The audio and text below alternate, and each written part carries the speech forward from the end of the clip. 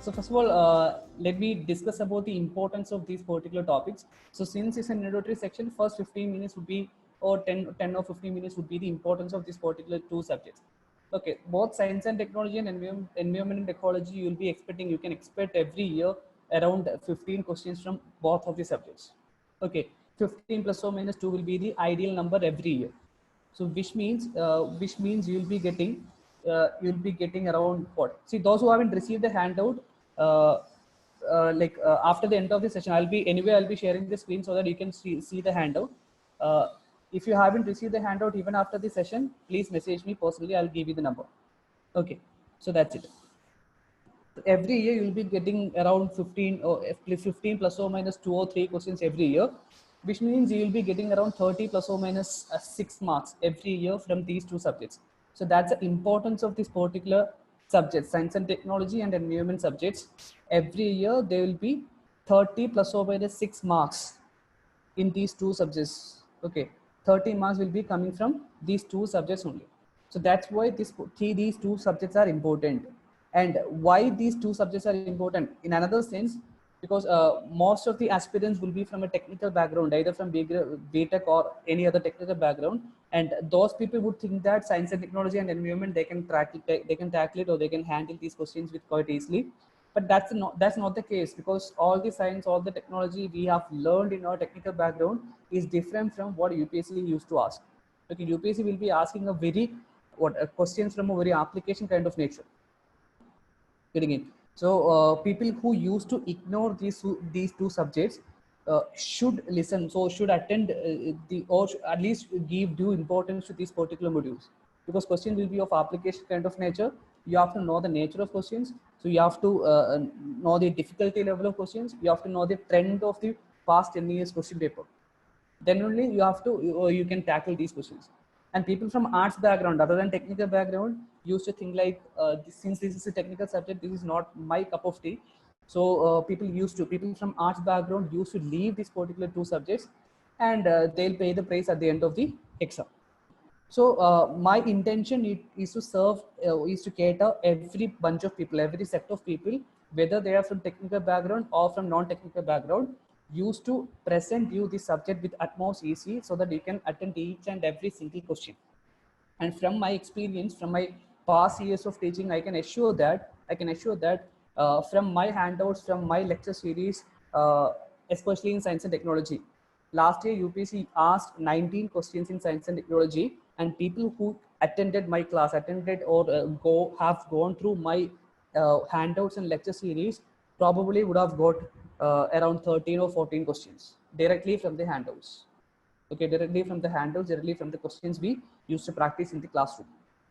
Okay, so based on that experience, I have designed this particular module series in this year's prelims also.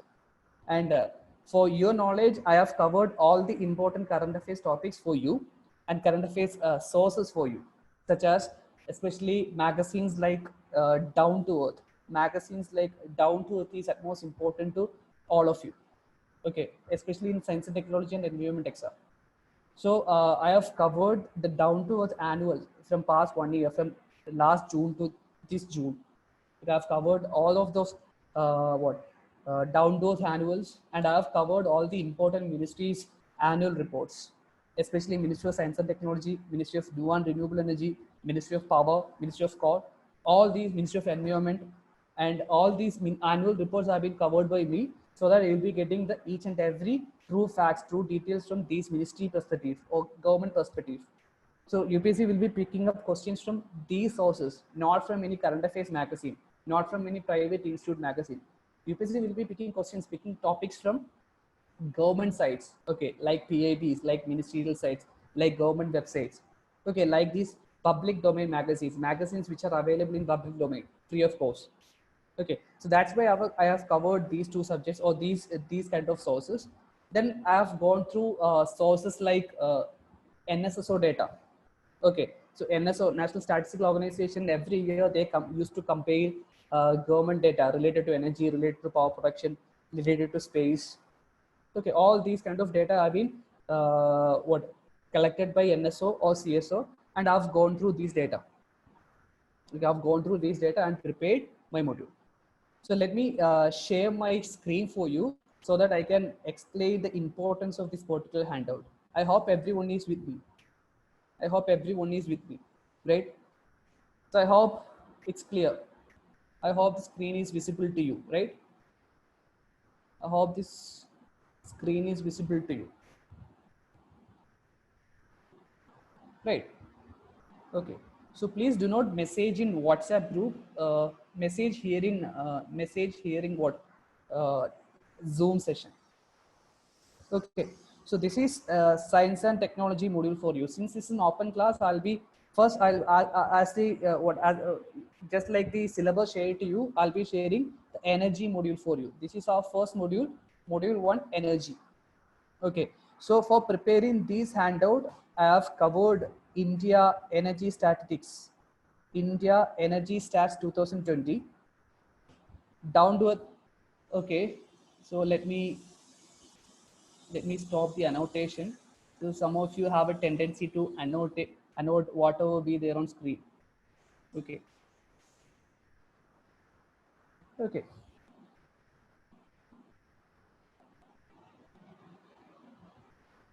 So let me raise it for you. Okay, now it's clear. So this is India Energy Statics. I have covered India Energy Statics for you. And down to earth annuals, as I said earlier, down to earth annuals. Okay, down to earth annuals. Then NCRT from class to 10, NCRT from class 6 to 10. Okay, for covering the basics of energy, I've covered NCRT portions from class 6 to 10. Then Ministry of New and Renewable Energy Report, Annual Report 2019-20. Ministry of New and Renewable Energy Report 2019-20. Okay, so these are the major sources I have picked up the topics for this particular handout. Okay, so why this particular topic first? Why this particular topic first? This is energy. So this is a very important, most important portion for science and technology, because last year there were 4 questions. There were 4 questions from this single module. Okay, because energy is important in science and technology, energy is important in economics, energy is important in geography. Okay, so all these subjects have a correlation with energy. Energy is overlapping with all these 3 subjects. That's why this particular module is highly important. So here in this particular session, I'll be covering energy, science and technology related to energy, science and technology related to energy. So this will be the handout. This will be the handout for you. Getting it? So this handout, so if you skim through it, you can see that I have covered the basics of energy in it. Uh, don't worry, I'll be explaining each and everything of thing in this handout in detail. But let me make you look into this handout first. What are the topics in it? So I've covered all the energy related topics in it, some statics from all the reports, analysis, and some technical terms. So remember these kind of terms. Remember these kind of terms: shale gas, syngas, gas hydrates. So these were the topics asked in this year's prelims. And shale gas policies. All this was the question this year. One of the questions this year, asked this year, gas hydrates. Okay, so these kind of topics will be covered in you, and nuclear energy. All these will be covered in you, and some facts and figures, some data taken from India Energy Report and down to earth annuals. All will be explained to you in detail. Okay, so others, those who know the basics of energy, please be patient, and those who don't know the basics of energy, please be audible. Please be carefully listen to me so that you can get the basics. Getting it? So this is the handout for you. So my mode of lecturing will be, first I'll be explaining things to you. Okay, so since this handout is 80% complete, I need to explain the other 20% to you. Okay, so for explaining that, I'll be make use of science and technology presentation. Okay, so I'll use this presentation to explain things. Along with this, I'll be using that handout. So first, you don't need to look into your handout. First, you listen here. After explaining a thing or two, I'll be switching back into handout. Okay. So are you clear about the mode of studying, mode of teaching? First, I'll be explaining thing using PPT so that you won't be getting bored. You'll be getting information from the slides. And after this, I'll be using the handouts to explain things from this presentation. Getting it? Are you with me? Are you able to hear me? Okay. Is it clear for you? Is it clear for you? Okay.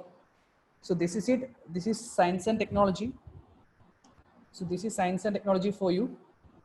And please do remember, this particular section, this particular subject will fetch you around 30 plus or minus 6.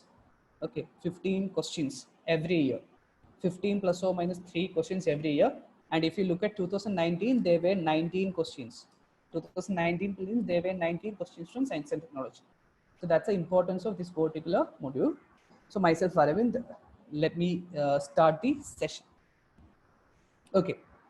So is the annotations clear to you? The things that I am annotating in this particular slide, is it visible to you? Okay. And spare your doubts at the end of the session. You can spare your doubts at the end of the session. You can ask me your doubts at the end of the session. Okay. So please do not ask in between the explanation. Okay. So it will block my flow of explanation. So please spare your doubt for the end of the session. Getting it? So this is science and technology, and this is the syllabus. Okay, so I have split up a syllabus for you, and these are the things we have to explain, we have to study in this particular module.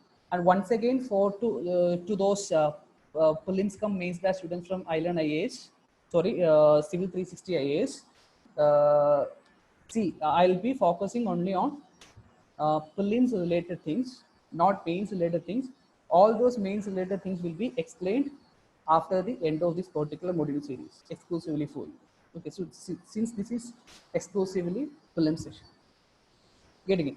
So the first thing we have to study is achievements of Indians in science and technology. So these are the thing. This is the first thing we have to study. So this is the first point of our first line of our syllabus: achievements of Indians in science and technology.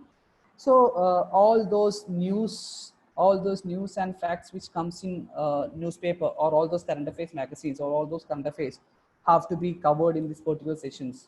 Okay, the latest one being, see, greats like what, APJ Abdul Kalam, CV Raman. So if you want to study about CV Raman, what will be the basic things we will study about CV Raman? It will be Raman effect, right? So these kind of things should be studied. These kind of things should be studied in your class. So if you have to study, we have to go through achievements of Indians in science and technology. And after going through the achievements of Indians in science and technology, next thing would be the science of everyday life. So this is another line in your syllabus. In fact, this is the most important line in your syllabus. Most important line in your syllabus. Science of everyday life. This is the most important things in your life, in our syllabus. Okay, because most of the questions will be focusing on this particular line. Okay, the science of everyday life. Okay, so this is where we are going to focus more. Science and technology behind everything we see around our day. So this will be the thing we will be studying in our class. Then next portion would be indigenization of technology. Indigenization of technology and developing new technology. For example, if you study about missile, okay, for example, if you study about missile, see, if we study about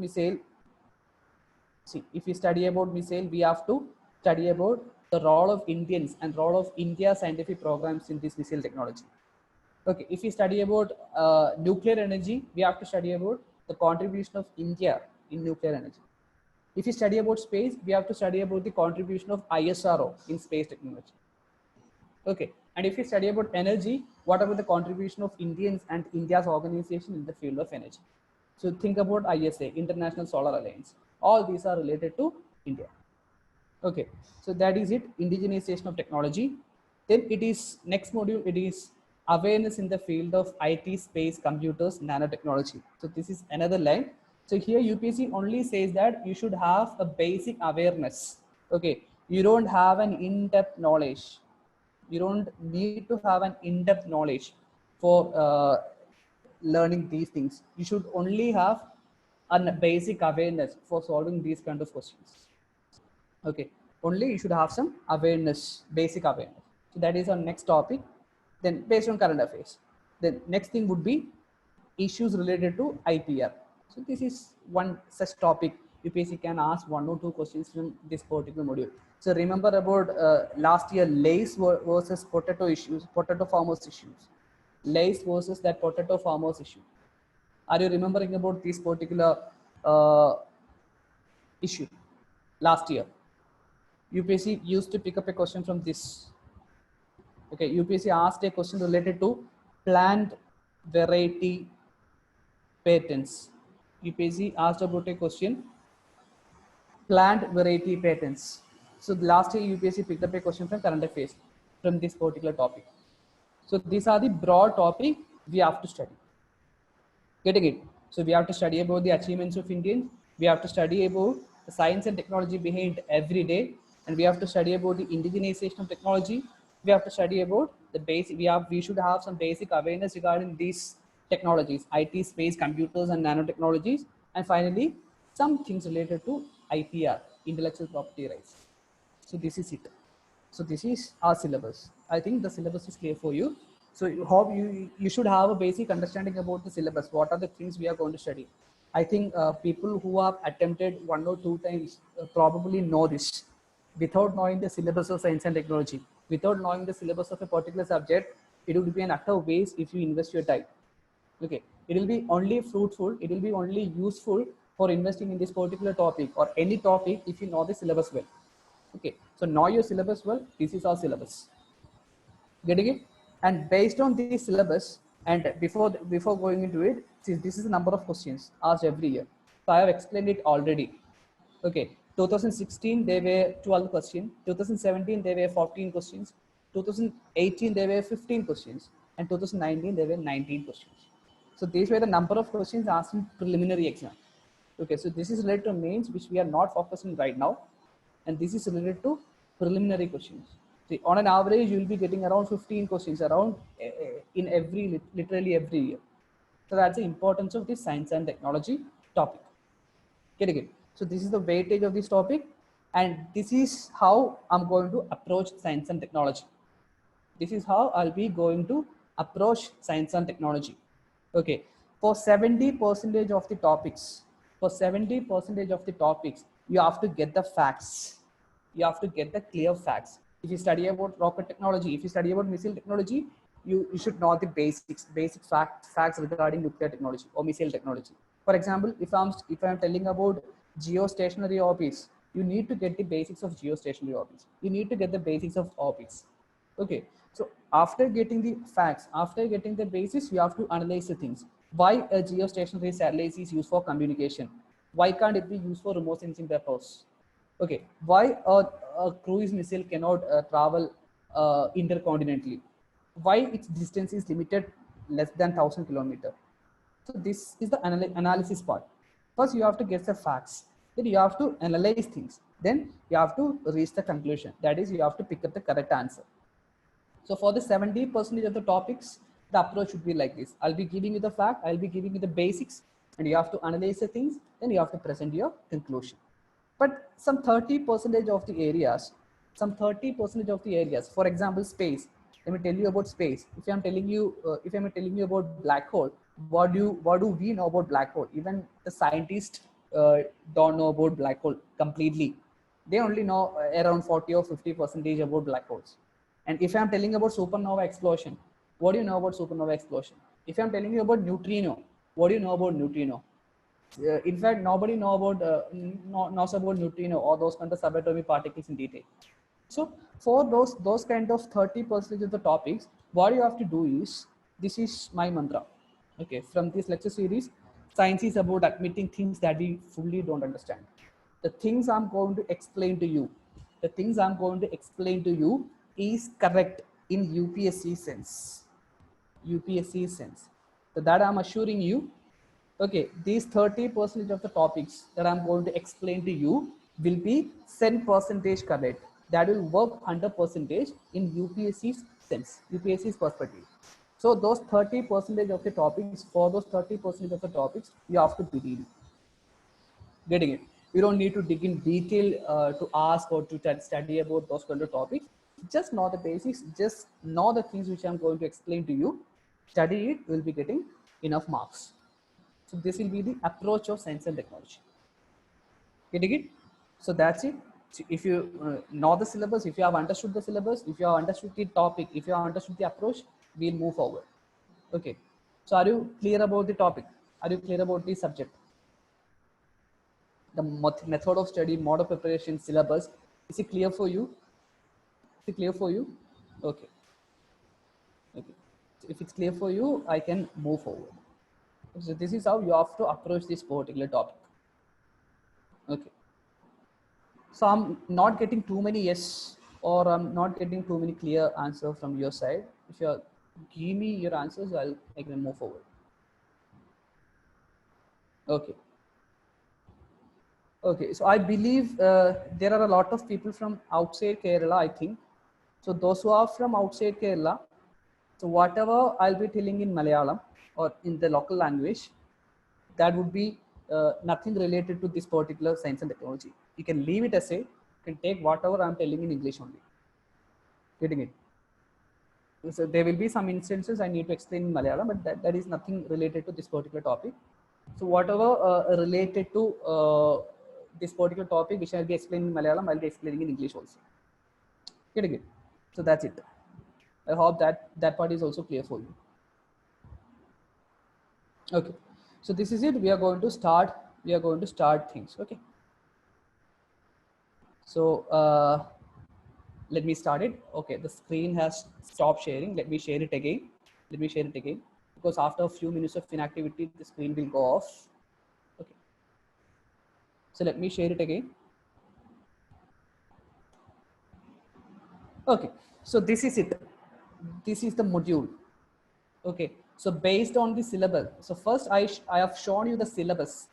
First I have shown you the syllabus, and based on that syllabus of science and technology, I have classified the entire science and technology topics into 6 different modules. Okay, I have classified the entire syllabus into 6 different modules. The module 1 is energy, module 1 is space technology, module 1 is defense technology, module 4 is biotechnology, module 5 is nanotechnology, and the last one is IT, robotics, and IPR related to that things. Okay, so these are the 6 different modules. If you want to write it down, you can write it down, energy, space, so that you'll be getting a connection. Where do we stand at the end of this session? Where do we going to reach at the end of this session? Okay, you can copy it down. So these are the 6 modules. Okay, it will be better if you take a screenshot. Okay, so that you don't need to waste your time. And as prelims is in our doorstep, I don't need to waste a single second of yours. So I'll be explaining things without wasting your time, without any loose talk in between the session. Getting it? So these are the 6 modules we need to study: energy, space technology, nanotechnology, defense technology, biotechnology, nanotechnology, and IT, robotics, etc. Some communication technologies. So these are the 6 modules that we'll be going to study, and today we'll be covering energy. See, some of these modules need 3 hours to finish. Some of these modules need 2 hours to finish. Okay. So the length of these sessions, every day session will be in between 2 to 3 hours. Okay. On an average, 2.5 hours maximum. Okay. So see, modules like energy, since it's highly important, we would need to take 3 hours maximum.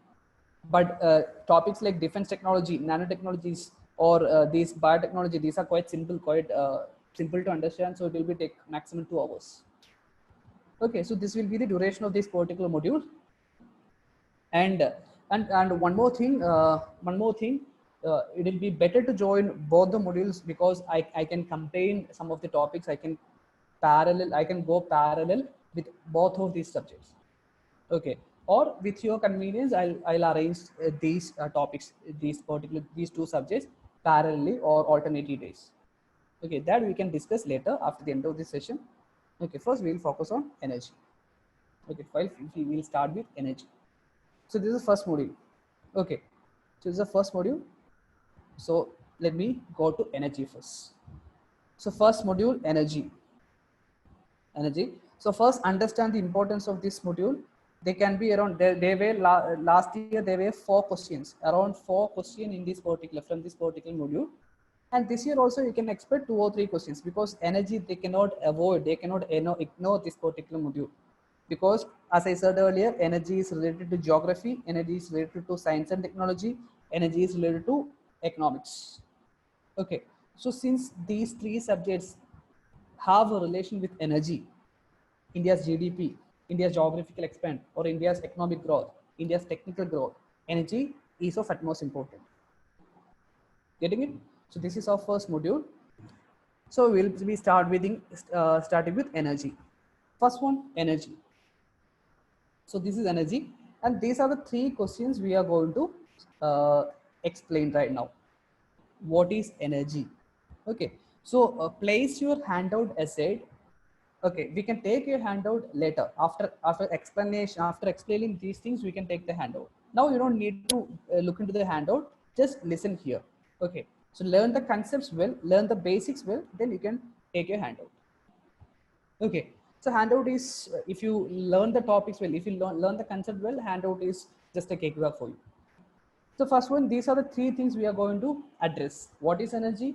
How we can experience energy? Where do we need to find energy? So these are the three questions, the three basic questions we have to address first. First one, what is energy? Can anyone tell what is energy? What is energy basically? Fifth standard definition or sixth standard definition? Can anyone give the definition of energy? That would be the definition of energy. Whatever you are telling me, that would be the definition of energy. Everyone is knowing about energy. Yeah, capacity to do work, ability to do work. Okay, make a do work. Okay, that's it. Simply, energy is the capacity to do work. Okay, capacity to do work. So that's the simplest definition one can give to energy. With energy, you can do things. With energy, you can apply force. With energy, you can move things. Okay, so these are the simplest explanation of energy. With energy, you can do anything. Without energy, you cannot do anything. Okay, so this is energy, and this is capacity to do work. This is what energy. And whenever we are studying energy, one basic thing should be studied. What is it? Energy conservation theorem. Energy conservation theorem. Okay, so this is the basic thing you have to study. Energy conservation theorem. What is energy conservation theorem? Okay, so this is the basic thing. Sixth standard or seventh standard NCRT. In fact, all of we have studied this particular energy conservation theorem in our childhood or in our school classes. What is energy conservation theorem? So those who don't know what is energy conservation theorem, just write that energy. It cannot be created. It cannot be created nor be destroyed. Nor be destroyed. So this is the basic of energy. Basics of energy. What is energy? Energy is the what? Energy conservation theorem. Energy is the capacity to do work. Okay, energy is the capacity to do work, and it cannot be created, and neither it can be destroyed. Okay, so this is it. This is energy conservation theorem. You have to write it down. This is the basic fact associated with it. Getting it? And if that's the case, if energy cannot be created, if energy cannot be destroyed, let me ask you one question. Who is the ultimate source of energy, at least with respect to Earth? At least with respect to Earth, who is the ultimate source of energy? Sun. Great, great, great. Okay, so with respect to, at least with respect to life in Earth, sun is the ultimate source of energy. Okay, because it is what solar energy which is stored inside plants as food. It is what solar energy which is stored as food inside our animals, and it is what solar energy which lies inside fossil fuels. Okay, so sun is the ultimate source of energy. Getting it? So this is what you have to know basically. Okay, sun is the ultimate source of energy, and what we can do is we can only experience energy. What we can do is we can only experience energy. So that is my second question. How do we can experience energy? That's my second question. If you know, am I clear to you? Am I clear to you? The first explanation, what is energy? What is energy? Is it clear to you? And how do we what is energy conservation theorem? Is it clear to you? Is it clear to you? Energy cannot be created nor be destroyed. Okay, so this is it. This is it. And if that question is clear, what is energy? If it is clear, then my next question is, how do we experience energy? Can anyone answer? How do we experience energy? How do we experience energy? See, right now you will be experiencing a lot of energy. You will be experiencing a lot of energy. You will be getting what? In different forms. Yes, that's it.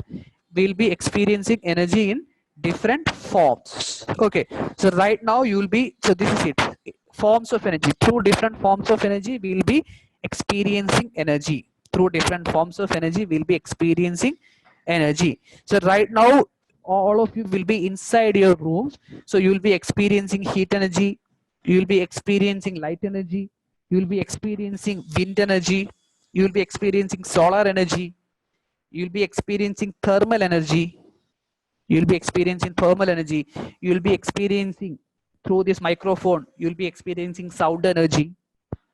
Okay, you will be experiencing sound energy, and from your phone you will be experiencing chemical energy. Okay, from your phone you will be experiencing chemical energy, and from your bike or motorcycle or motor vehicle you will be experiencing chemical energy or energy inside fossil. And from a what dam, okay, from a dam you'll be experiencing the potential energy. So these will be the forms of energy. So through these different forms of energy we experience it. Through these different forms of energy we experience it. Getting it? So this is it, that's the answer to my question, how do we experience this energy? We experience this energy through different forms. We experience this energy through different forms. Getting it? So we experience this energy through different forms. So that's it. So we have answered two questions. We have answered two questions. What is energy? How do we experience energy?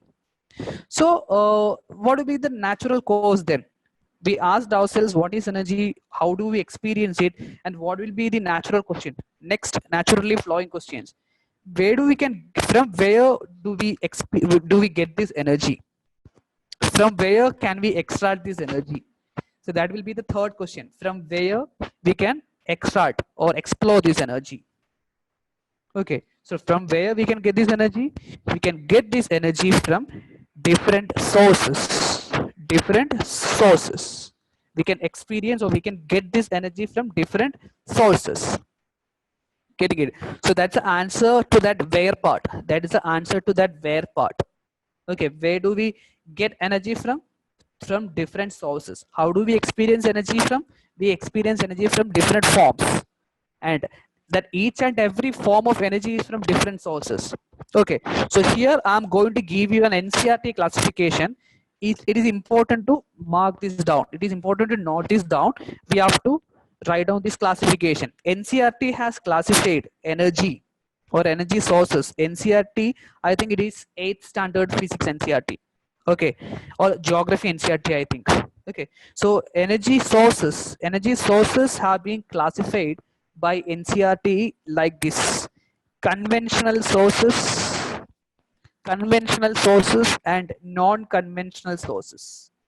Okay, so this is a basic classification. So this is a basic classification of energy. NCRT has classified energy sources into two broad types: conventional source of energy and non-conventional source of energy. And what do you mean by conventional source of energy? This is very basics. Conventional source of energy means you have been using that source of energy for what? From what? Age old, or for many years. It can be 100 years, it can be 1,000 years. Okay, or it can be beyond that. You have been using that energy from conventionally for a very long period of time. You will be using those form of energy. So this is conventional form of energy. And non-conventional form of energy, you have just started to explore those form of energy. Okay, so non-conventional energy means, okay, I'll put the mic low. I lower the mic. Okay. Okay. So conventional form of energy and non-conventional form of energy. Conventional form of energy means the form of energy we have been experiencing for a very long time. Okay, this is temporally we are defining. Okay, based on time we have been classifying energy. Conventional source of energy means using energy for a very long period of time, and non-conventional source of energy, we have just started the energy source recently. Getting it? And can you give me some examples for conventional source of energy? Can you give me some examples for conventional source of energy? Some random examples? Conventional source of energy? Conventional firewood, wind. Is wind a conventional source of energy? So we are telling about, we are seeing energy sources for producing power or electricity or that kind of thing. not for sailing board, okay, or not for any other purposes. Okay, we are mainly seeing this energy in the economic sense. Okay, so coal, in general, fossil fuel is a conventional source of energy. Okay, fossil fuel is a conventional source of energy, and non-conventional source of energy can be nuclear. Non-conventional source of energy can be nuclear. Conventional source of energy can be coal or hydropower. Hydropower is a conventional source of energy. Okay, so remember, please do remember, one form of conventional energy need not be conventional in some other places. One form of non-conventional energy need not be conventional in some other places. This is relative, but we are only explaining this with respect to Indian scenario. Okay, so in India, energy sources like coal, fossil fuel, hydro energy, these are conventional, and nuclear energy sources like non-conventional energy sources like nuclear, wind, sun, all these are non-conventional sources of energy. Am I clear? Am I clear to you? This conventional and non-conventional source of energy. Then we can again classify this conventional source of energy into two types. Remember, we can again classify this conventional source of energy into two types: a renewable conventional source of energy, non-renewable conventional source of energy. A renewable conventional source of energy and non-renewable conventional source of energy. Getting it? Renewable conventional source of energy, non-renewable conventional source of energy. What do you mean by renewable conventional source of energy? Renewable conventional source of energy means that energy source can be replenished. That energy source can be replenished, but it is conventional. That energy source can be replenished. It will be refilled after repeated use. It will be replenished after repeated use, but it is conventional. And can you give me any such energy source which is renewable as well as conventional? Can you give me any such energy source which is renewable as well as conventional? Renewable as well as conventional. Yeah, hydropower. Exactly. Exactly. Hydroelectricity or hydropower. Hydropower is an energy source which is conventional in India and which can be replenished. Okay, which can be replenished. Great. Then next one, non-renewable conventional source of energy, which cannot be replenished in the economically available time or in the meaningful time, but it is again conventional. Okay, non-renewable means it won't be replenished in a meaningful time period. Meaningful time period means we are human beings. We need to get back the energy from at least once in 100 years. Okay, because that's the time period of a human life. So if you think about anthropologically, okay, or human centric, non-renewable means it will not be replenished. It will not be replenished in a meaningful period of time, but it is conventional. Yeah, exactly. You got the answer, which is fossil fuel. So fossil fuel is a conventional non-renewable source of energy. Conventional non-renewable source of energy. Getting it? So this is the classification given by NCERT. This is the classification given by NCERT. Getting it? And this is it. Next one, non-conventional sources. Again, let me erase it so that I can write it here. Okay. Okay, okay, great. So we can classify non-conventional energy sources into same classification, into same time framework. Non-renewable, non-conventional, renewable, non-conventional. So this is the another classification: non-renewable, non-conventional, renewable, non-conventional. You got the classification. Non-conventional energy can be classified into non-renewable, non-conventional, and renewable, non-conventional. Getting it? So this is one form of classification. And can you give me an example for non-conventional energy form which is renewable in nature? Non-conventional energy form which is renewable in nature. You can give plenty of examples, number of examples. Yes, wind energy, solar energy, wave energy, all these are non-conventional energy forms, but it's renewable. It will get refilled every day. It will get refilled every moment. Okay, so that is renewable non-conventional energy form. And can you give me an example which is non-renewable but non-conventional? Non-renewable but non-conventional. It will be a non-conventional energy source, but it is non-renewable. Once it's taken out of Earth, it cannot be refilled back in meaningful type. Nuclear energy, great. So nuclear energy, okay. So nuclear energy would be one such form of energy, which is non-renewable and non-conventional. So this is a classification given by NCERT.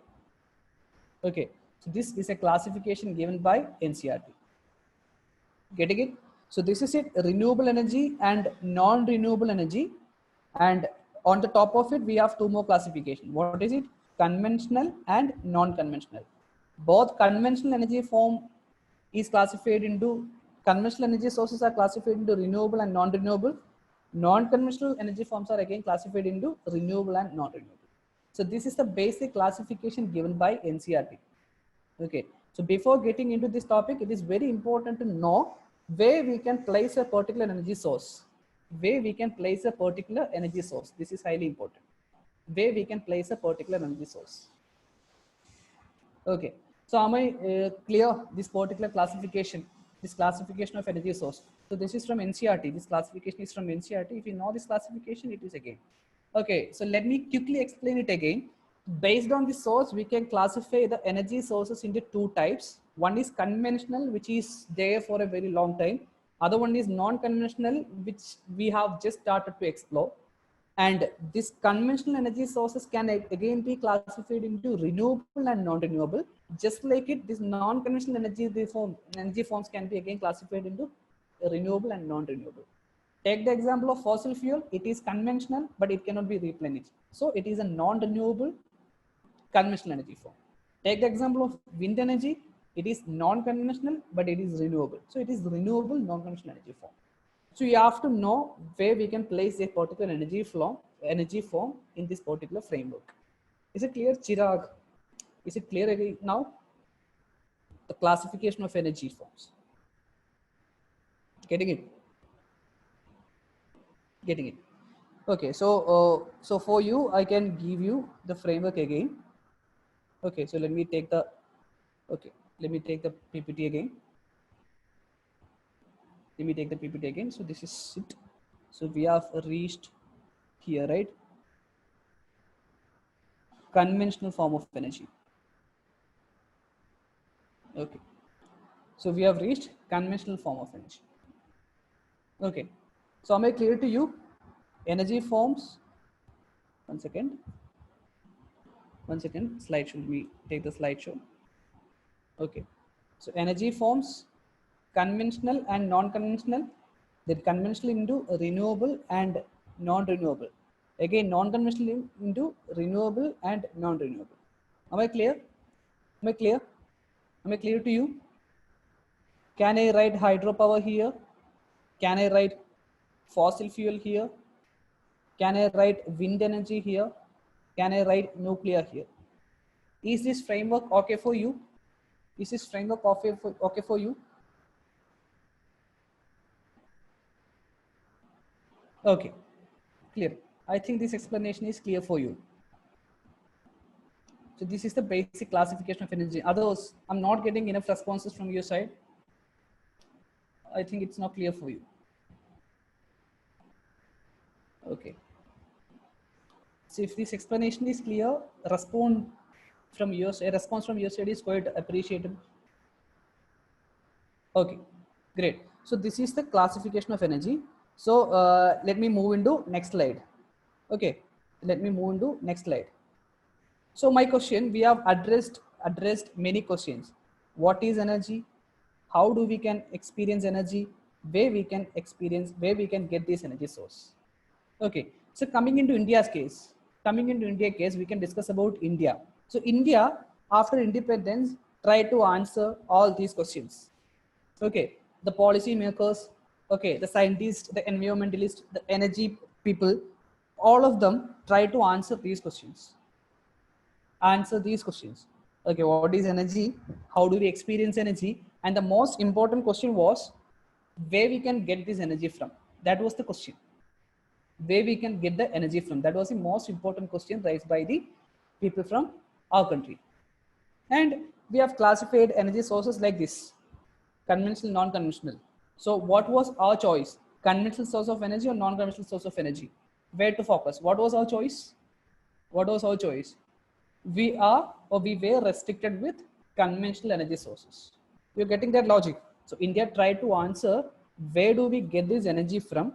So India tried to classify energy sources, and based on this energy classification, we arrived at conventional energy sources. Conventional energy sources. So we focused upon these two conventional energy sources. Getting it? So are you getting this flow? Where to focus? Where to focus? India focused on conventional energy sources. Okay, is this point clear to you? Because being a developing country like India, India didn't have too much opportunity to explore non-conventional energy sources like wind or solar. Okay, so big European nations or other developed nations can reap the benefits of non-conventional energy sources, but since India is a developing country, India was a developing country, we had only restricted with conventional source of energy. So that is why we reached conventional source of energy. Okay, so you got the connection.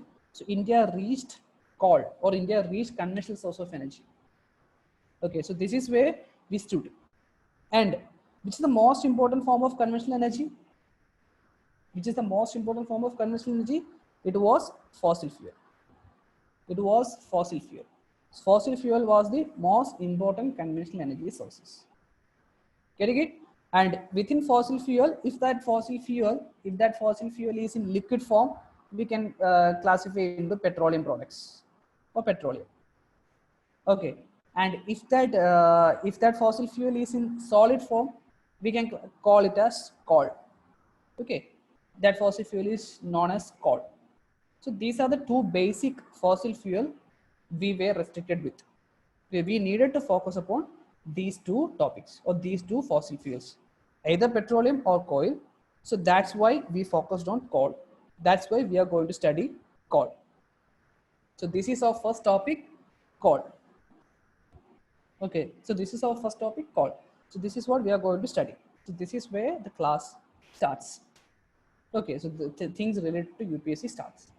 Okay, but instead of explaining you the initial things, if I start call directly, you don't get any connection. Okay, you wouldn't have lost the connection. Okay, how do we reach call, or how did we reach call? What is the importance of call? Okay, we couldn't have connected these topics. So since you have got that framework, now it is easy for you to connect all these. Okay, now if somebody asks, if a question asks, what is the importance of call? Why do we choose call? You can answer right. Okay, so this is how we reach call. Okay, so the first topic is call. So before explaining call, take the handout. Before explaining call, take the handout. We'll explain call just after explaining our handout. So take the handout. So this is a handout for you. And everyone got their handouts? Everyone got their handouts? I'm going to explain things from handout now. Everyone got their handouts? No? Okay, so those who haven't received the handout, I have shared it in the group. I've shared it in the group. Okay, I'm sharing it once again. So still, if there is anyone who hasn't received the file, please message me personally. I'll share it at the end of the session. I'll share it at the end of the session. Getting it? So I'm sharing the energy PDF to everyone. I think it's there. It will be there. Okay, now it's there. So collect it. So people who use mobile find it difficult to find this file.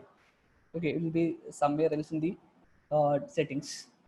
Okay, so message me personally or message in the group. I'll share it. Okay, so this is it. So we have defined energy. We are going to start this. Okay, we are going to start this.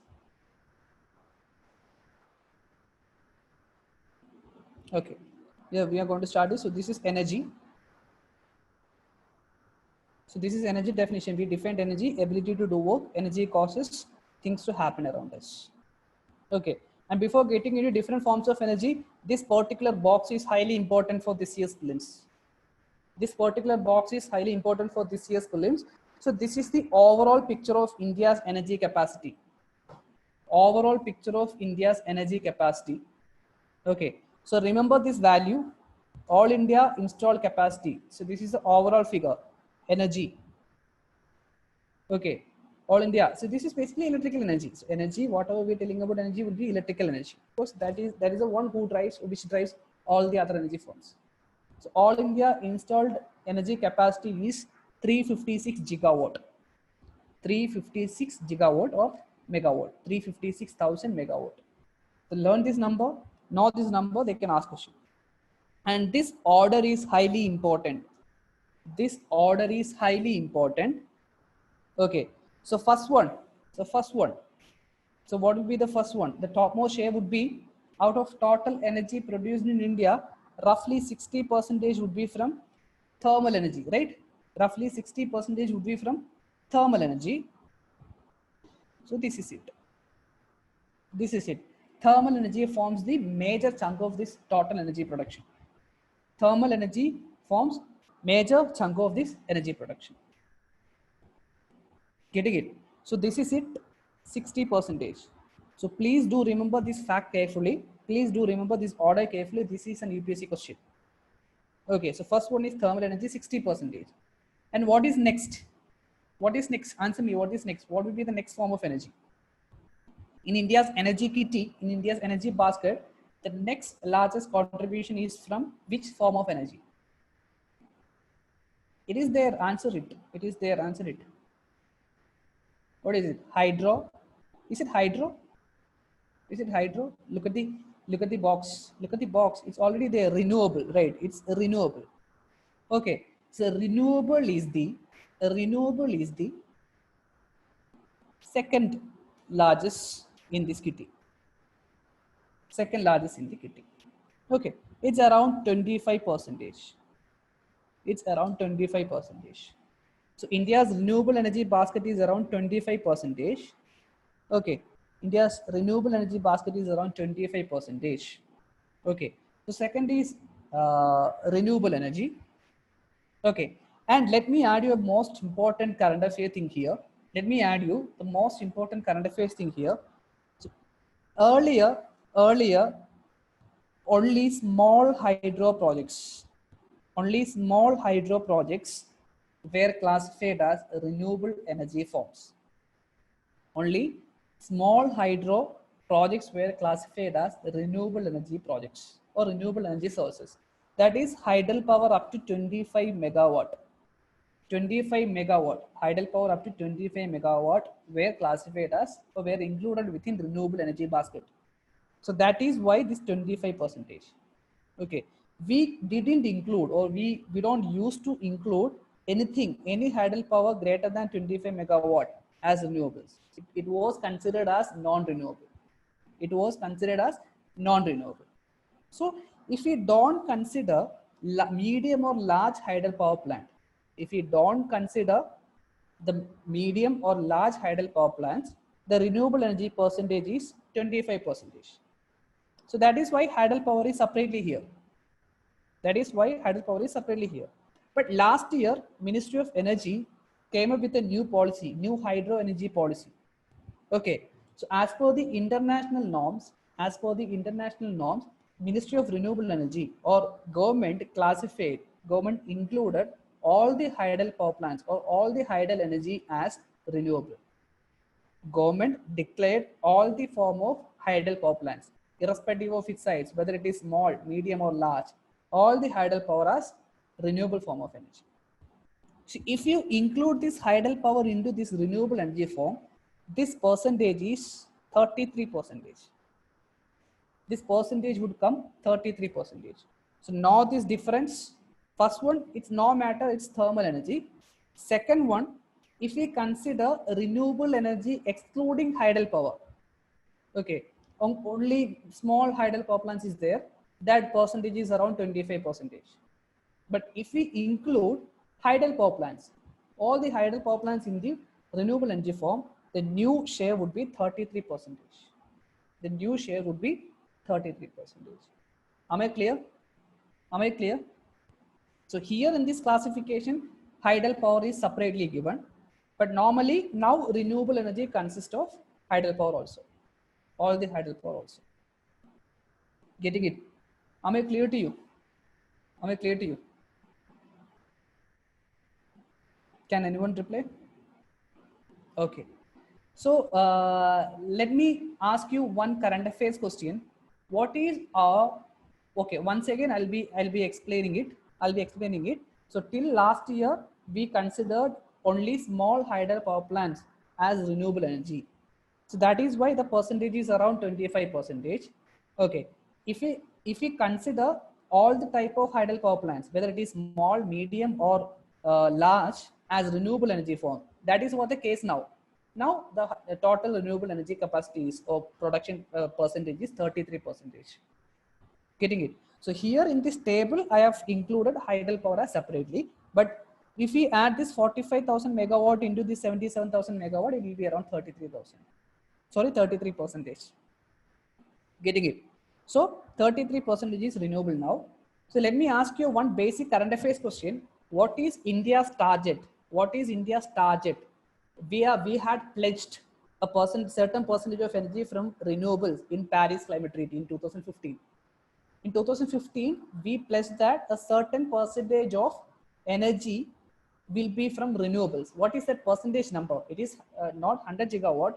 It's not 100 gigawatt.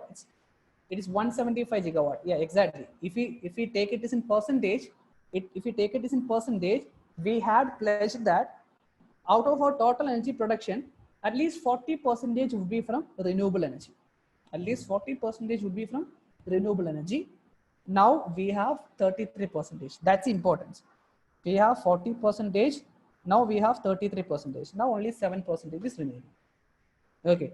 But remember that it is not because of increased production. 100 gigawatt is from solar only. Okay. 100 gigawatt is from solar only. So please do remember that this 33%, a gigantic leap, is not because of increased production, but because of a cosmetic change. We have changed the definition. So since we changed the definition, we have increased our energy production. Getting it? So first one is thermal, second one is nuclear. So this is the most important fact you have to know from this particular table. So this is highly important with respect to this year's prelims. Know it. Out of our total energy production, 60% is roughly 60% is from thermal energy, and roughly 33% is from renewable. So this is the most important fact you have to get. Getting it? So this will be the objective of my sessions. After explaining you the basic things, I'll be giving you the things which you needed to tackle in this year's prelims. So these kind of questions will be asking. These kind of statement questions will be asked by UPSC. But if we not need to know this kind of factual question, we need to know the basics. Okay, so that's the objective of this very session. Clear? Am I clearish? No, hydel power is no longer separated from renewable energy source. We came up with a new hydro policy, and as per the policy, the hydel power is now within renewables. Hydel power is now classified as renewable energy source. Okay, so that's it. So that's a new policy change. Okay, so that's it. So I think the table is clear. I think and this is from India Energy book.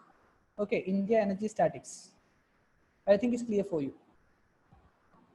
Okay, now we'll be moving into some of the things that we have studied. Okay. So different forms of energy. We have studied different forms of energy, right? Mechanical energy, heat energy, electrical energy, light energy, chemical energy, nuclear energy. All these are you can read. You can read by yourself. All these are you can read by yourself. These are not important. Not important. Because UPSC won't be asking what is heat energy, what is electrical energy, what is light energy directly. Okay, they won't be asking it. You can leave it or you can just read it. But this thing is important. This thing is important for learning some new concept. So what is mechanical energy? So this is the basic form of energy. Mechanical energy, okay, by means of motion, okay, or by means of movement, we are getting some mechanical energy. Okay, So by means of motion or by means of not moving. These mechanical energy form can be classified into two types. You have to know this classification. There are two forms of mechanical energy. One is potential energy, other one is kinetic energy. So this one you should know. One is potential energy, other one is kinetic energy. So can anyone explain in more simple form what is kinetic energy? What is kinetic energy? So this one you just know it. What is kinetic energy? You probably won't be asking what is kinetic energy, but you need to know what is kinetic energy to learn other concepts. So can anyone simply define kinetic energy? That's a one line. Energy of a moving object. Yeah, more simply, energy of a moving object is kinetic energy by virtue of its motion. If a fan is moving, we get wind energy from its motion. If we use tidal power, we get energy from electrical energy from the movement of dynamo. Okay, if we are using a motorcycle, we are moving because of kinetic energy, and that kinetic energy is getting from chemical energy. Okay, so the most simple definition is energy associated with the moving object is what? Kinetic energy. And potential energy, what do you mean by potential energy? Potential energy means by virtue of its position. Simply, potential energy means its position or its height. Okay, so consider the example of a coconut tree or coconut plant. There will be coconuts in this tree, and by virtue of its height, this coconut will have some energy. So this is potential energy. And this, when it falls down, when this fruit falls down, it will be in motion and it will have kinetic energy. And take the example of tidal power. We will be storing water at great heights. We will be storing water at great heights, and this stored water will have potential energy. Once the water is moving down, it will have kinetic energy. It will have kinetic energy. Getting it? So it will have kinetic energy. Am I clear different forms of energy? Am I clear what is potential energy and what is kinetic energy? Just know that whatever be the subject, whatever be the object, if it moves, it will have kinetic energy. Whatever be subject or object, it will be, if it is in a position, it will have potential energy. Just know these things only, nothing more important. Am I clear to you? Am I clear to you, everyone? Okay. So law of conservation of energy, is it clear?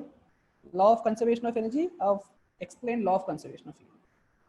Then this one, energy releasing processes. This thing I'll explain, these two things I'll explain once I'm explaining biofuels. Once I'm explaining biofuels, I'll be explaining this aerobic respiration and anaerobic respiration. Most of you know this, I knew it. Most of you know this, but those who don't know what is aerobic respiration and anaerobic respiration, I'll be explaining if I'm when I explain biofuels. Because if you need to know about biofuel, we need to know about these two. These are pretty simple, pretty simple. So if you respire, there will be energy. Okay. If you make use of fermentation, there will be a anaerobic respiration.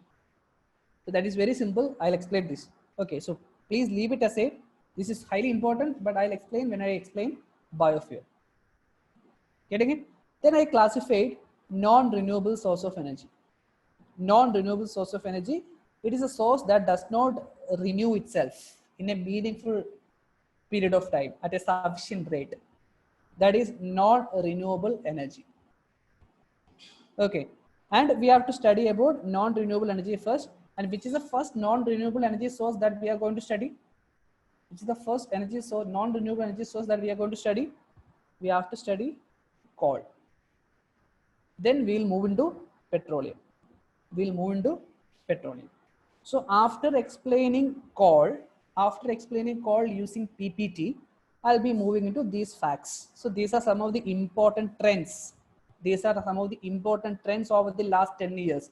Remember, UPSC now has a habit of asking trend-based questions.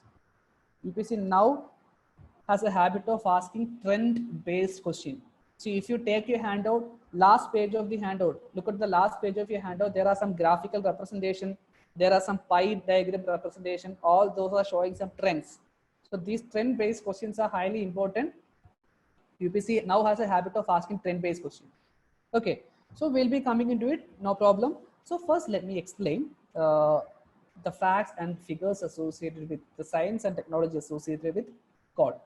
So we'll be switching back into the PowerPoint. Switching back into PowerPoint. Okay. Is it clear till this point? Is it clear? Is it clear for everyone? Okay. Do you find it useful? These facts, these kind of preparation. Okay. Okay. Great. Great. So please listen. So this is called. So let me start from called. So basically, what is called? Let me explain called. What is called? Can anyone give me a single line definition? What is called? Many of you are maybe from what geography optional background. So you please explain. Simply called, not from a technical background, but from a UPC general science background. Not from a technical background, but from a UPC background or perspective. Call is simply we can define in a single line carboniferous rock. Call is simply a carboniferous rock. Okay, call is simply a carboniferous rock. So this is the most simple definition we can give to rock, call. Okay, call is simply a carboniferous rock, a rock made of carbon, a rock made of carbon. And where do we get carbon? Where do we get carbon? We get carbon mainly from plant, dead and decayed plant, dead and decayed plants, not from animals. I'll explain why. Not from animals. Okay, mainly from plants, not from animals mainly. It's mainly from plants only. Okay, I would explain why it is not from animals. So this is called, okay, carboniferous rock. It is mainly from plants. Okay, so let me ask you a question. When did coal started to form? When did coal started to form? So that's the next question. Any idea when did coal started to form? Okay, so let me explain it in a more simple way. So globally, if we take the evolution of it, if we take a timeline, globally, the coal started to form around 350 to 400 million years ago. Okay, roughly, coal started to form around 350 to 400 million years ago. Okay, on land,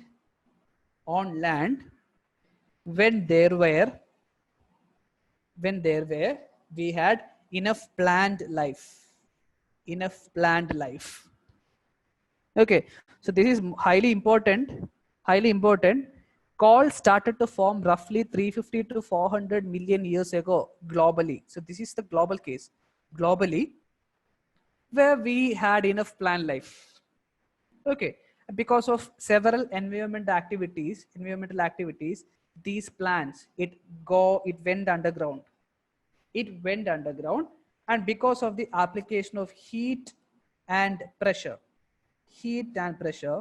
the moisture, the impurities, all those impurities inside, all those unwanted substances inside the coal squeezed out, all in those plant materials squeezed out.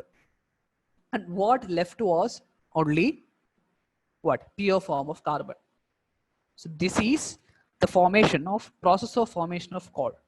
So as time passes, the underground plant material roughly 350 million years ago, as the time passes, because of the application of pressure and heat, the moisture and other impurities from plant material, it squeezed out, and what left was carbon. And this is the process of formation of coal. Okay, simply understand this. We learn these terms separately. Now only understand that as the time passes from 350 million years ago, the pressure, because of pressure and temperature, because of pressure and heat, the moisture, the ash content, and other impurities, many metals, they were squeezed out of the plant material, and what left was only carbon. And that is why it's a carboniferous rock.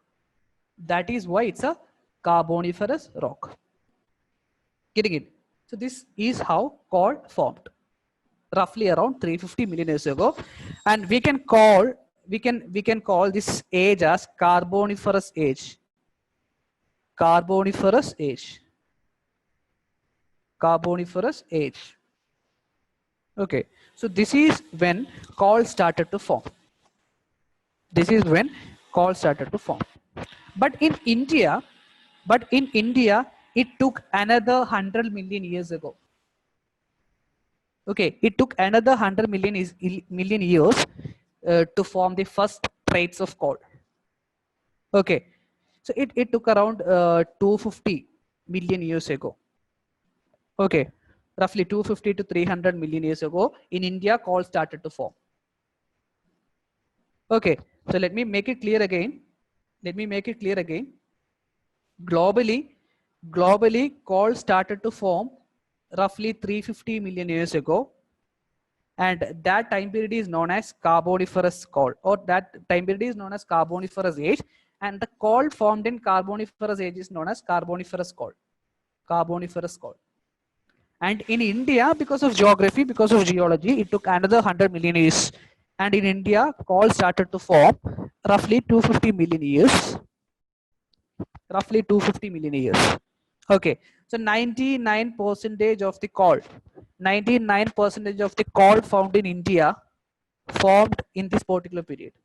And that period is known as what? Can anyone answer? This 250 million years ago. Yeah, that time period is roughly known as Gondwana age, and that is why the coal formed around 250 million years ago is known as Gondwana coal. Gondwana coal. Okay, so in India, 99% of the coal formed in India was formed around 250 million years ago, and that is known as Gondwana coal. That is known as Gondwana coal. Getting it? And after some more years, roughly if you take around 60 million years ago, okay, after 60 and after passing 250 million years, when it reached 60 million years, some other form of coal is formed. Some other form of coal is formed, and that coal is known as tertiary coal. That coal is known as tertiary coal. So this is coal formed in tertiary period. Coal formed in tertiary period. Okay, so this is how we can explain the formation of coal. This is how we can explain the formation of coal. So let me explain it once again. Roughly 350 million years ago, it was Carboniferous coal. Roughly 250 million years ago, it was what? Gondwana coal. Roughly 60 million years ago, it was tertiary coal. Am I clear? Am I clear? Am I clear to you? So this is how the coal formed. So this is the global case. This is the global case. So 99% of the coal found in India is Gondwana coal. And let me ask you a logical question. What will be the difference between these Gondwana coal and Carboniferous coal? What will be the difference between this Gondwana coal and Carboniferous coal? Exactly. Quality will be more for what? Quality will be more for what? Or purity will be more for what? Yeah, Carboniferous coal will have more purity. Carboniferous coal would have more purity. More carbon content will be there.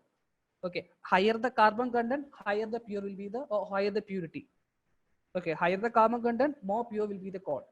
So compared to Carboniferous coal, when we compare Carboniferous coal and Gondwana coal, the purity will be different. Gondwana coal will have less carbon content and it will have more impurities because it took some, it is 100 million years young and it is 100 million years old, this Carboniferous coal.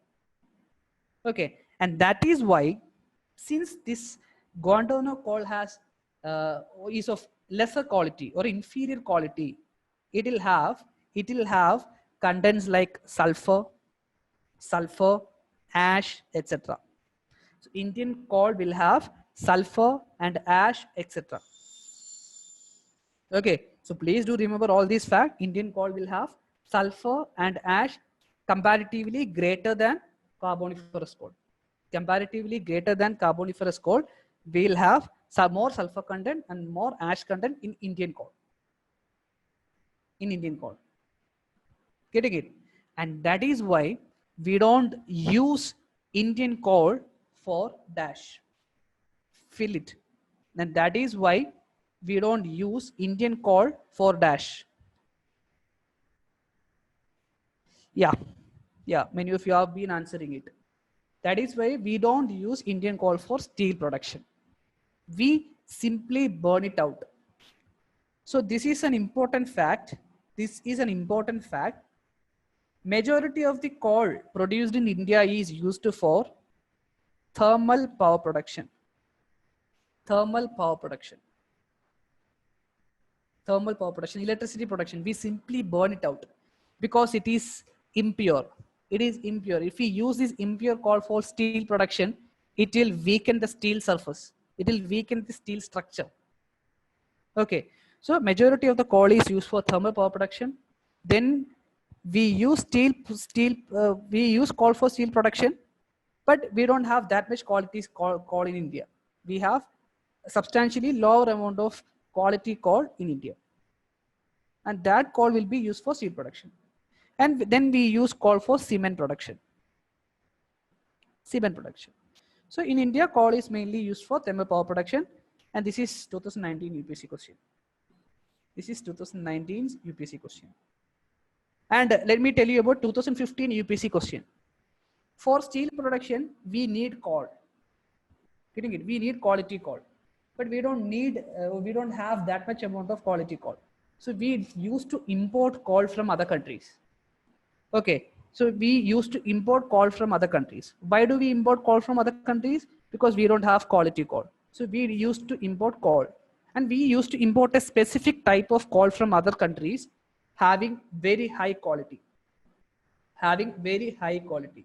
And what is that coal known as? We used to import a coal from other countries which is having coal from Carboniferous age of higher quality. We used to import a specific type of coal. And that coal is known as, it was a 2015 UPSC question. Coking coal. Okay, coking coal.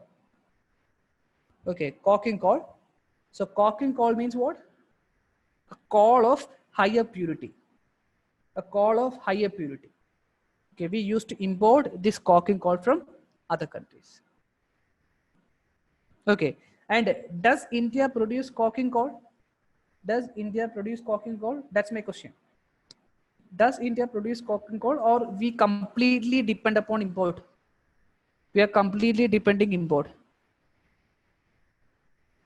Yes to what? Do we produce it or not?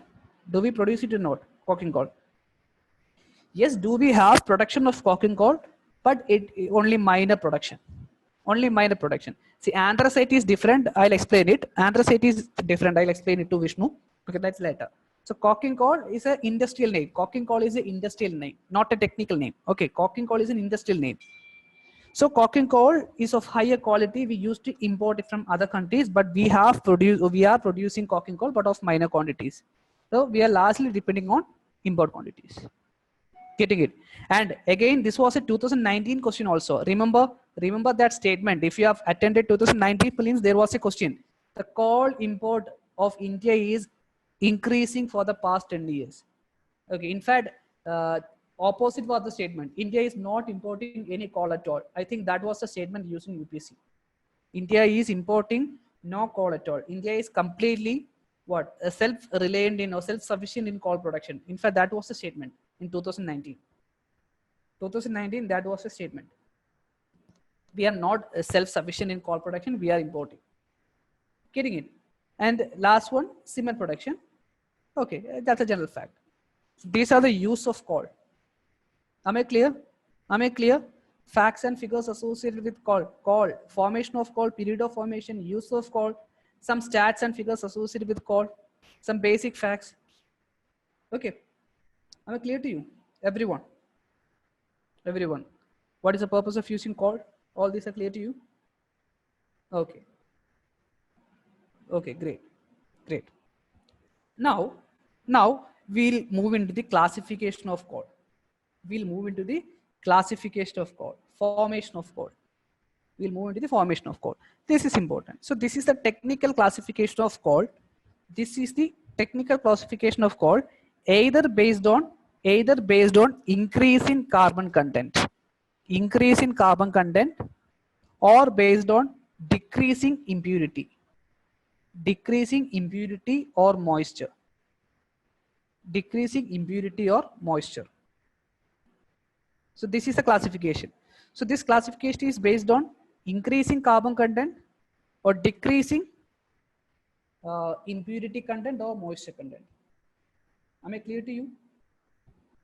This classification is based on increasing carbon content or energy content. You can write that one also. Increasing energy content and decreasing impurity or moisture content. Okay, so at first the plant material, it will go underground. And the first moisture and other form of impurities will be taken out of it gradually. And that is known as peat. Less than 40% of the carbon content. Less than 40% of the carbon content. So peat is mainly responsible for, what about bushfires in Australia?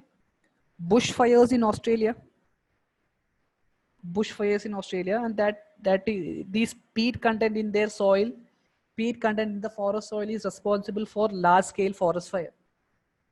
Okay, so since it has carbon, it is a good fuel, but since it's having less carbon content, there will be more pollution, more smoke, okay, more emission, more pollution out of it. So this is peat having less than 40% carbon content. And after some more time, this peat will be converted into lignite. The peat will be converted into lignite, around 60% carbon content. Around 60% carbon content. So this is lignite. Okay. And can you answer where in India we can find this lignite?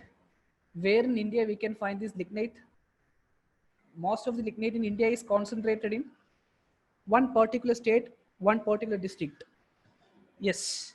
Neyveli district, no, not in Jammu and Kashmir. Neyveli district, Tamil Nadu.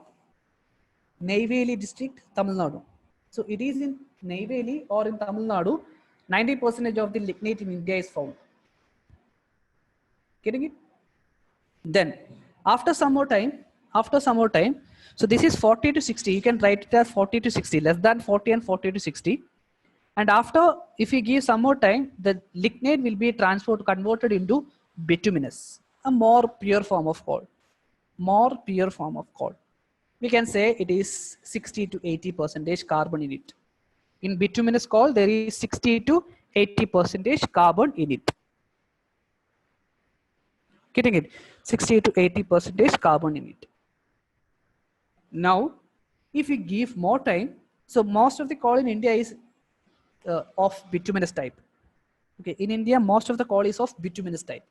Okay, not too poor in quality, not too great in quality, but of medium quality. In India, it is of bituminous type coal. Majority of the coal is of bituminous type. And if we give more time, technically the more, another purest form of coal will arrive. It is what? Anthracite. It will have 80%, more than 80% carbon content. But in India, anthracite deposit of quite few. Anthracite deposit is quite few. And where we can find anthracite deposit in India? I think somebody has answered already. Anthracite deposit in India is mainly, in India there is a minor amount of anthracite deposition, and that is concentrated in Jammu and Kashmir. Okay, you can find anthracite deposit in Jammu and Kashmir. Getting it? So this is it. This is economically viable forms of carbon or economically viable forms of coal. Okay, peat, lignite, bituminous, anthracite is the economically viable, technically accessible form of coal. But if we give more time, anthracite will be converted into what? If we give more time, anthracite will be converted into what? And anthracite will be converted into what? Graphite. No, mostly this coking coal is of anthracite type. Coking coal is the industrial name. Okay, so please know it. Coking coal is the industrial name. Okay, coking coal will be of anthracite type mostly. Okay, so technically, if we give more time, anthracite will be converted into graphite. And anthracite, again, if we give more time, graphite will be converted into diamond. But since it's not possible to extract energy from graphite and diamond, we use them for other purposes. We use these 4 forms of coal for energy extraction purposes. We don't use graphite or diamond for energy extraction purpose because it's not technically possible. Okay, so a resource should be economically viable, technologically accessible, and environmentally sustainable. So this is how you can define an energy resource. An energy resource should be economically viable, technically accessible, and environmentally sustainable. Okay, so since in India we didn't look into environmental sustainability. We only look into economic viability. So that's why we end up in coal. So this is regarding the technical details of coal. Am I clear to all? Yeah, energy extraction becomes costlier from one type of coal to another. No, energy extraction becomes costlier. No, not at all, because energy extraction will be more economically viable, but availability will be less. Availability of bituminous or availability of anthracite will be less compared to peat or lignite. Okay, technically costlier will be another question, but it is preferable if you use bituminous. Getting it? So this is it. This is the classification of coal. Am I clear to you? Am I clear to you the classification of coal based on energy content? Classification of coal based on energy content. And like carboniferous coal, Gondwana coal, then what tertiary coal. That classification is based on time period. Then peat, lignite, bituminous, anthracite, graphite, diamond is based on its purity. Its purity. Getting it? Now we'll be moving into another slide. So this is, so let me stop the share and show it again. Okay, so screen is inactive for a long time.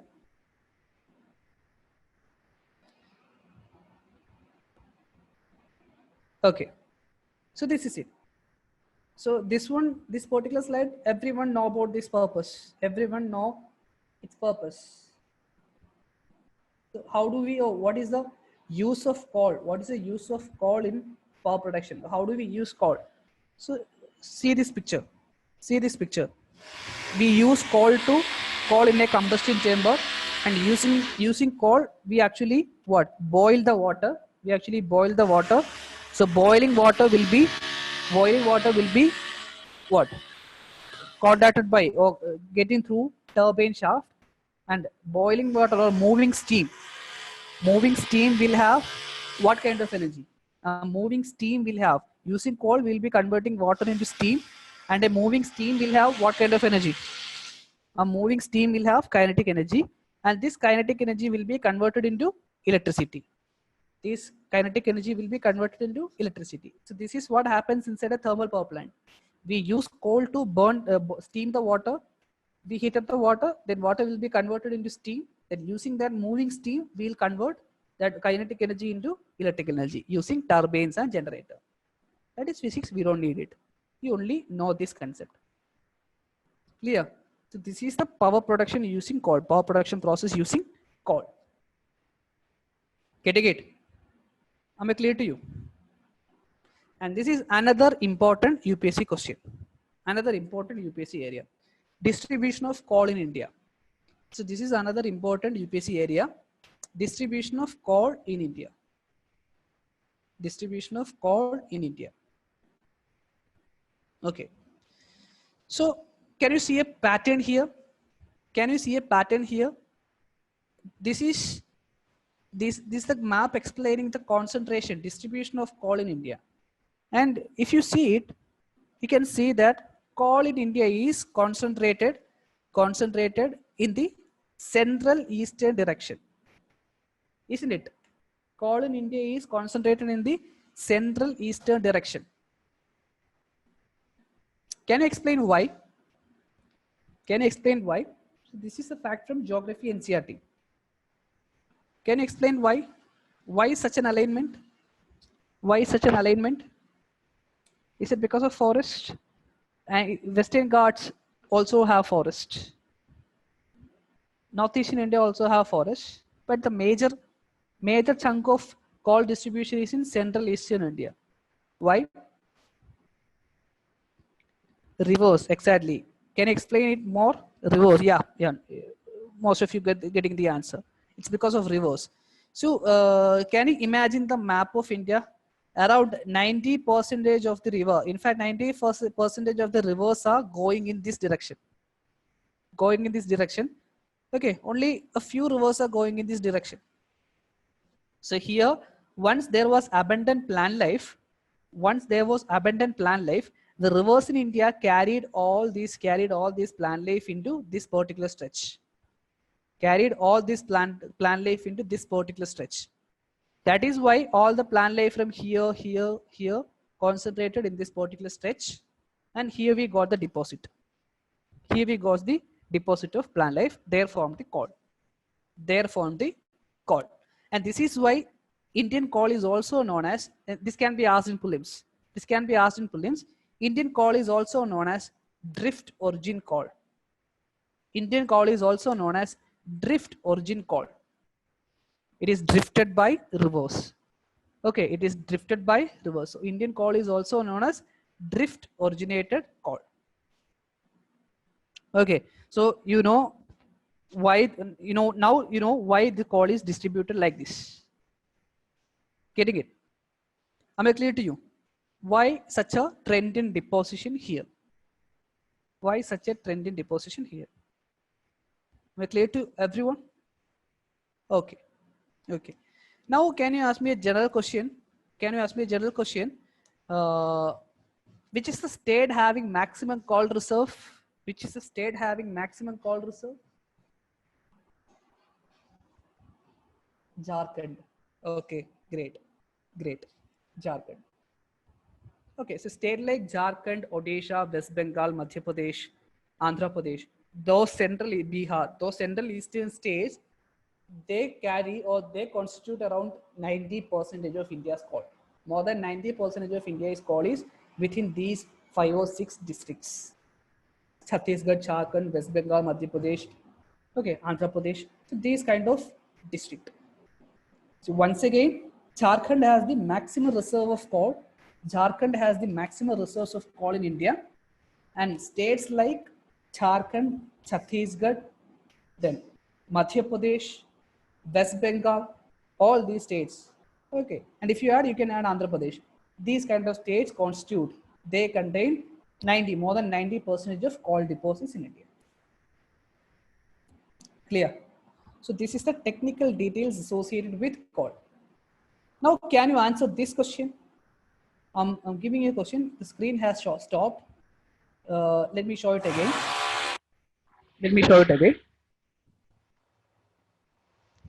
Yeah. Try to answer this particular question.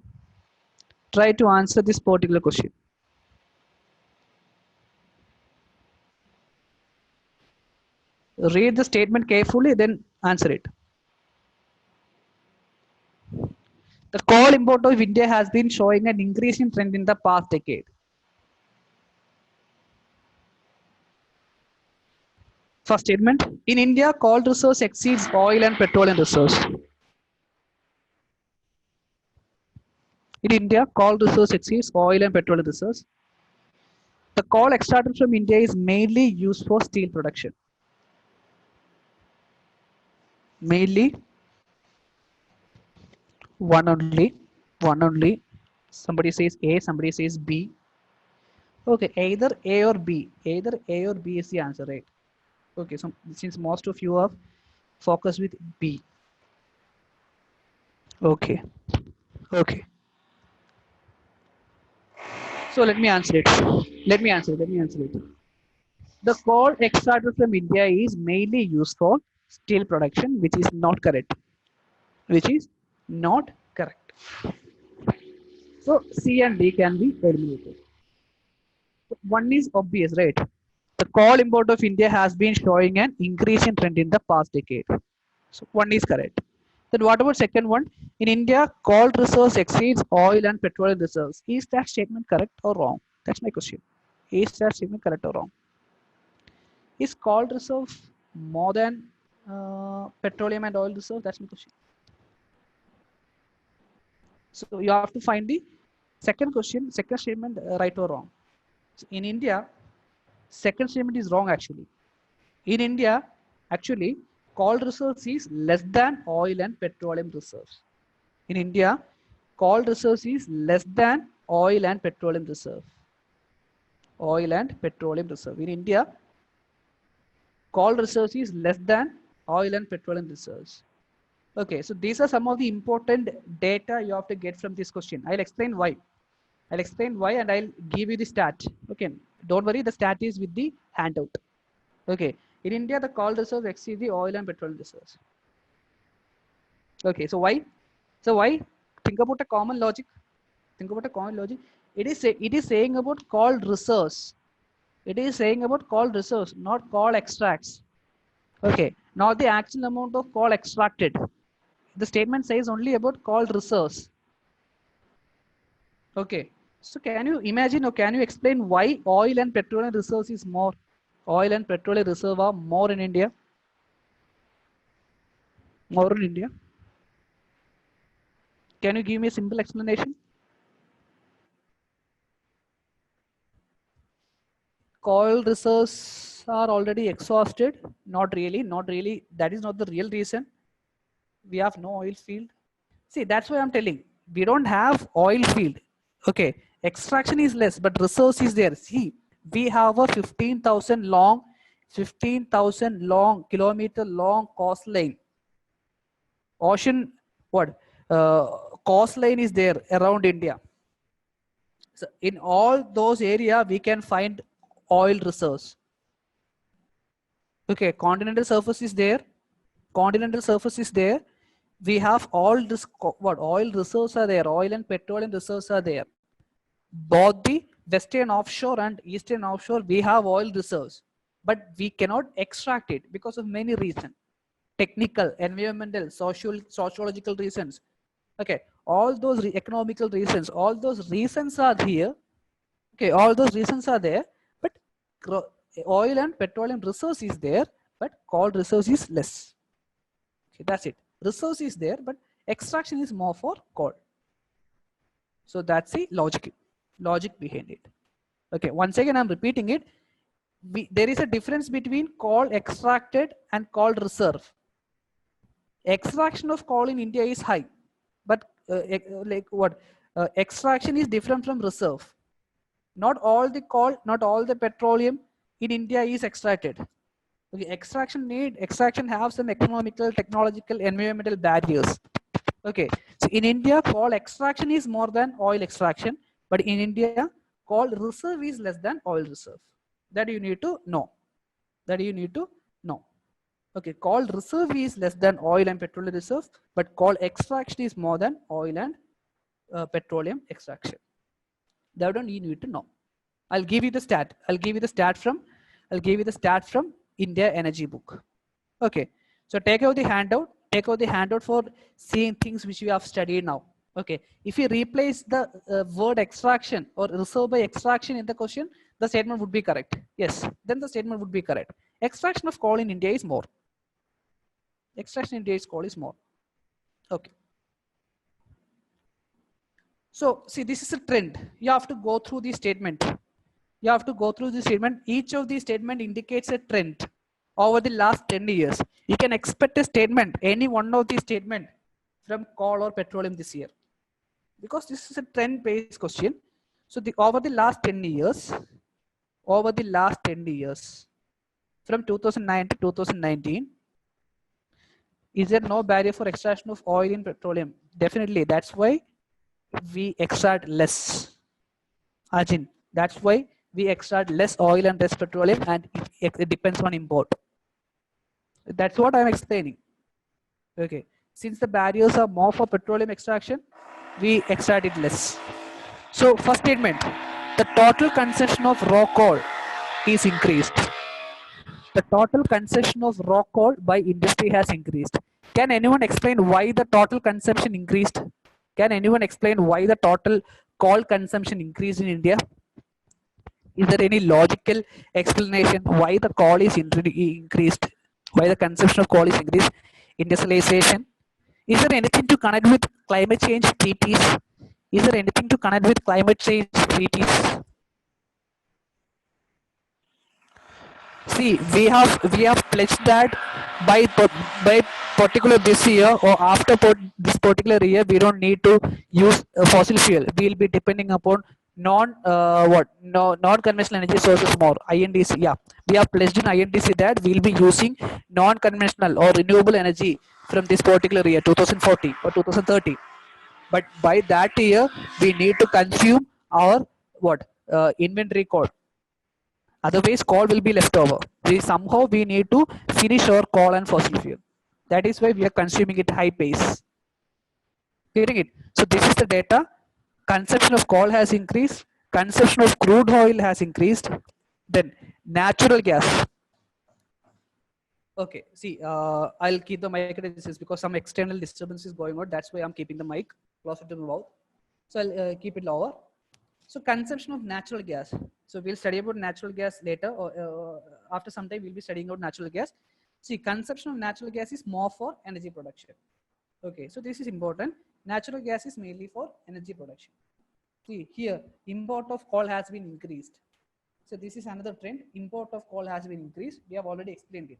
Imports of coal has been increased. Import of crude oil have been increased. Import of crude oil have been increased. Then import of natural gas have been increased. So a general trend. What if the statement is like this? The import of fossil fuel in India, the import of fossil fuels in India has been increased over the last 10 years. Has been increased over the last 10 years. Is the statement correct? The import of fossil fuels has been increased in India over the last 10 years. Is it correct? That's a general statement. The import of fossil fuel in India has been increased over the last 10 years. Is that correct? The import of fossil fuels in India has been increased over the last 10 years. Yes, exactly. Yes. So this can be asked a question. Okay. Then petroleum products, import of petroleum products also has increased. So the general trend is increased in fossil fuel consumption. The general trend is increased in fossil fuel consumption and import. That's a general trend. You have to take it out. Okay. Then these are another two facts. These are another two facts. Look at the country-wise consumption of crude oil. Country-wise consumption of crude oil. India is the third largest consumer. So this is an important fact. Globally, India is the third largest crude oil consumer. Okay. So this is the India is the third largest crude oil consumer. So UPSC can ask like what? India is the largest crude oil consumer in the world. That can be a statement. That can be a statement. India is the largest crude oil consumer. So that is wrong. India is the third largest consumer of crude oil. So this is how you have to use this fact. This is how you have to use the fact. You have to identify the trend. You have to identify the trend. Getting it? So this is it. This is it for today. So this is how we'll be going on. Okay, now we have to study some more details, some more facts and figures are there. We have to study it. So this is it. This is science and technology class for you today. Okay. So if you have any doubts regarding the course, yeah, the trend comes from India's perspective only. India's perspective only, you can ask. And those who want to join the class, you can join it by contacting Civil 360 faculties or 360 faculty group. You will be having the contact number. We'll be sharing the contact details in the group and personally by emailing you the details. Okay. So next class will be tomorrow. Next class will be tomorrow. So I'll be trying to finish it. Time will be same, 10:30 to 12:30. Time will be same. Okay, 10:30 to 12:30. We'll be finishing the class. Intending to finish the class by within 2 weeks. Okay. So if you want to join the class, we'll be sharing the contact details. Okay. Environment class, I'll be taking environment and science and technology classes alternatively or continuously as per your convenience. Okay. Environment is taken by me also. Getting it? So this is how the class will go. This will be the general tendency of class. So those who want to fetch marks or those who want to score marks from science and technology and environment, you're free to. Yeah, these handouts along with my explanation are only required. Okay. We can see. We'll look at the timings. Okay. Once the timing is finalized, we'll look into it. So we'll share the contact details in the group itself. You can contact there. Okay, afternoon or morning, we'll think about it. No problem. Okay. See, these handouts along with my explanation is only required. These handouts along with the explanation is only required for this year's prelims. Okay, it's quite sure. Environment plus science within 2 weeks. I'll try to because there'll be some alternate classes will be there only for prelims. No, no, they can be 1 or 2 sessions per day. Okay, they can be 1 or 2 sessions per day as per the convenience of the aspirants. Okay, we can arrange 1 session or 2 session. Okay, as per the convenience, no problem. Okay. Okay, see, if in case you are missing any classes or those who have joined the classes, in case you are missing it, video sessions will be shared only of the missing session, not the entire session. Okay, we'll be sharing the recorded session of video only for the missing sessions only, not the entire sessions. If that's a genuine case, that's a genuine case, only the missing classes, not the entire session. Getting it? So that's it. Any other doubt? The contact details and the other details, like payment details, will be shared in the group and via email. Okay, so you can contact Civil 360 groups. They'll give you the information. Okay, so focus these handouts, focus these lecture notes only. It will be possible to score marks. That is the assurance from my side. Getting it? Everything is included in the handout. INDP commitment, all these are there in handout, but not in here. INDP will be comes later. I'll explain it. What is INDP commitments? What are the changes in it? Okay. See, my phone number 80860. Okay, let me chat it 80860 43214. So this is the phone number. Those who haven't got the handout, please personal message me. I'll share you the handout. Okay, 80860 43214. Okay. So that's it. This is for today. So hope I'll see you tomorrow. Okay. For science and technology and environment section, I'll be throwing the handout. Any other doubt you can ask. If there is any other doubt, you can ask.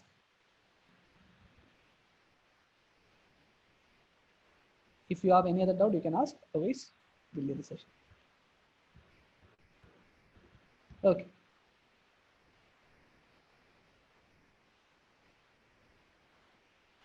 Okay. So the class was really interesting. Okay. Thank you. Thank you. Okay.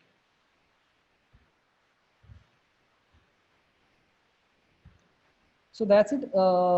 Is there any other doubt? If there is any doubt, I'll call the meeting. Otherwise, I'll end the meeting from the portion which you have studied today. Okay. So I think the class was clear for you. Chandresh Yadav. Okay. So that's it. I'll be ending up the session. So details will be shared to you. Thanks all. Okay.